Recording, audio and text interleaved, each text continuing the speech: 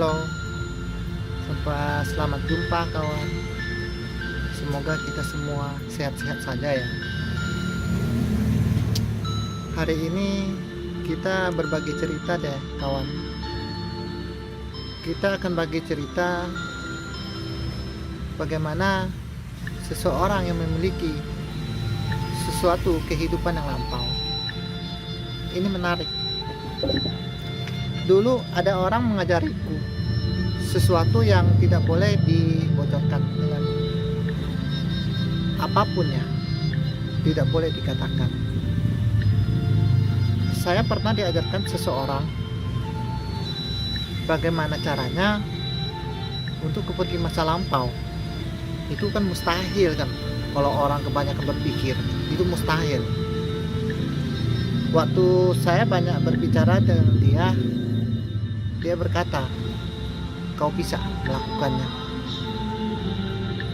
Waktu itu saya kan masih tidak terlalu mengerti apa yang diajarkan. Kebanyakan kita kan nggak paham.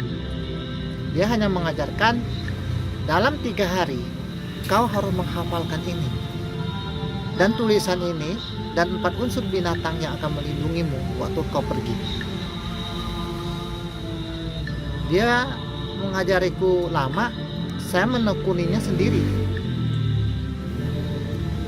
Waktu saya menekuninya sendiri, dia ada 4 unsur binatang, ada 4 penjuru, dan 8 lingkaran. Salah satunya Niu Fu Ma.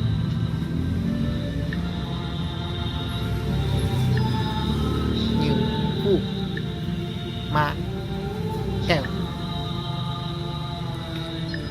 Dan 4 unsur binatang ini dia juga harus ada tulisan Mandarinnya. Mandarin itu kalau Niu Fu Ma El itu kan harus tulisan ini, tulisan ini, tulisan ini, tulisan ini. Kemudian kita baca.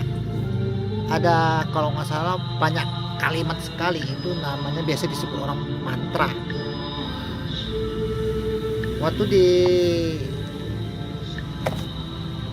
kita membacakan sesuatu tersebut, kita akan pergi suatu tempat yang tidak kita mengerti. Itu seakan-akan itu seperti orang-orang mimpi ya. Kita nggak nyadar kalau kita sudah baca seperti ini, kita sudah masuk, kita udah nggak ngerti. Kita akan diflongkan dengan angin dan kita dibawa oleh anjing yang membawa jalan.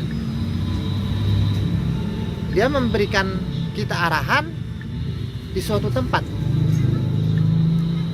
Di situ di suatu tempat itu banyak orang.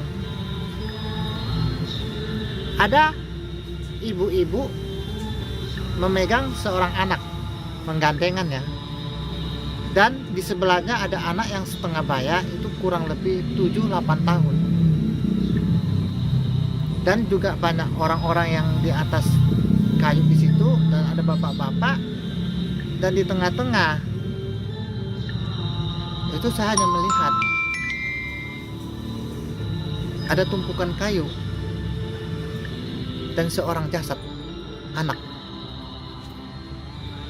Jasad anak ini wajahnya sangat bersih. Saya melihat anak ini kurang lebih ada sekitar 15 tahun, 13 tahun, 15 tahun. Saya tidak tahu itu siapa. Kok wajahnya mirip sekali? Itu aja dalam pikiran saya.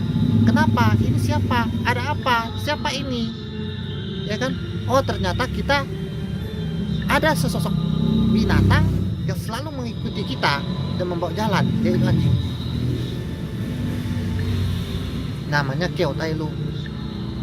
Waktu itu ada ibu-ibu membacakan sesuatu sambil menangis.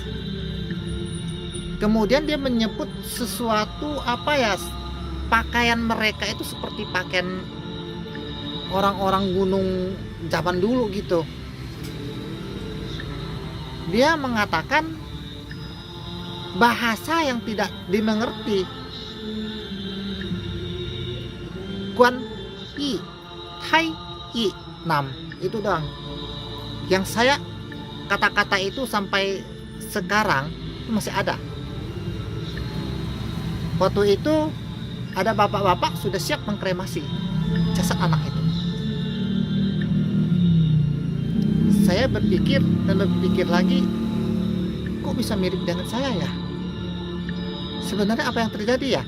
Siapa dia ya? Apa yang terjadi itu? Saya tidak ngerti.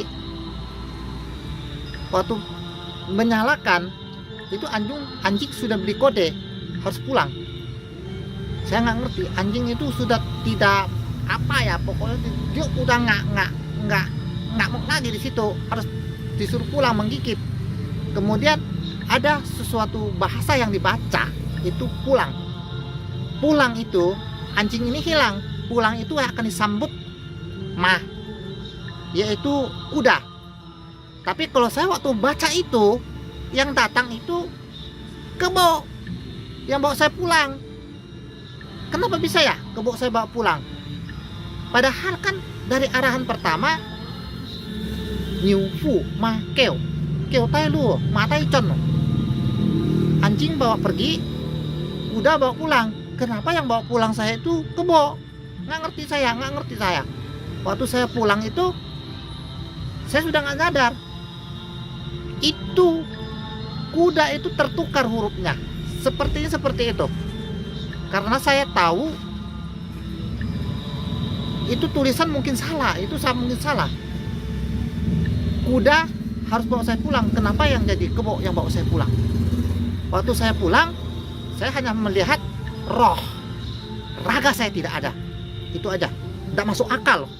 Kadang-kadang orang berbicara seperti ini yang menganggap saya gila. Oke, biarin. Waktu itu raga saya tidak ada, roh saya itu ada, dan roh saya itu dijaga. Waktu saya pulang ke rumah, itu jasad saya sudah ada di rumah, tetapi saya tidak bisa memilikinya. Dia sudah dimiliki orang lain. 2 minggu hampir bikin saya tewas. Yang bikin kasihan itu ibu saya ya.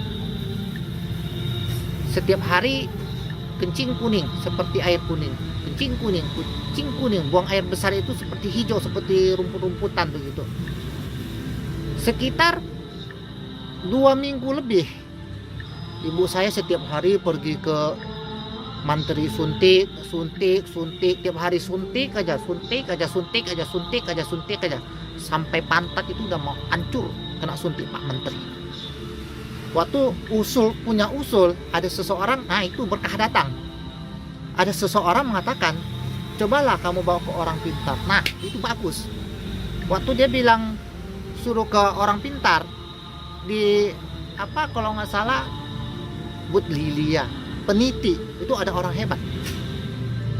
Waktu mama saya bawa ke situ, itu aneh. Ada satu orang tinggi besar merah dan satu orang itu pendek hitam. Ya kan, ibu saya dan jasad saya di situ. Kemudian saya melihat mereka melihat saya, tapi tidak bisa berkomunikasi karena mereka itu tahu, mereka itu orang-orang, mereka itu barang-barang hebat. Waktu singkat cerita begini, tendang 3 kaki, goblok, pukul meja, udah gambar-gambar begini, papu. Waktu jimatnya disuruh bawa pulang, ini untuk ini untuk ini. Sekitar sudah sorean, mak saya menyiapkan 1 gelas air, itu dibakar, masukin ke dalam. Sekali saya lihat jasad saya minum, masuk. Itu hebat sekali, nggak tahu dah apa, nggak ngerti itu. Sepertinya itu kayaknya kita lagi bermimpi itu. Waktu saya sudah begini sadar, orang yang mengajari saya tanya kenapa bisa seperti itu. Makanya yang mengantarku itu anjing, yang harus membawaku pulang itu kuda. Kenapa yang datang itu kerbau? Yang jaga roh itu harimau. Katanya si tulisannya salah. Oke, tulisannya salah. Harusnya keu tai lua ma tai con pu pos kitina puna new potion, karena dia memiliki tanduk untuk melindungi jasad, tidak diganggu orang lain, karena tanduknya itu sangat hebat. Harimau itu penjaga roh. Harimau itu rata-rata penjaga roh. Itu hebat loh kalau diajaran orang tahu. Waktu selang bertahun-tahun kan, saya kan coba lagi hal seperti ini. Menurut saya itu hal yang sangat gimana ya, istilahnya tuh apa ya, penasaran itu loh. Saya kepingin coba lagi. Waktu saya coba lagi, ini tidak boleh salah, ini harus tuntas. Anjing pembawa jalan, kuda pembawa pulang, kerbau penjaga jasad, harimau penjaga roh.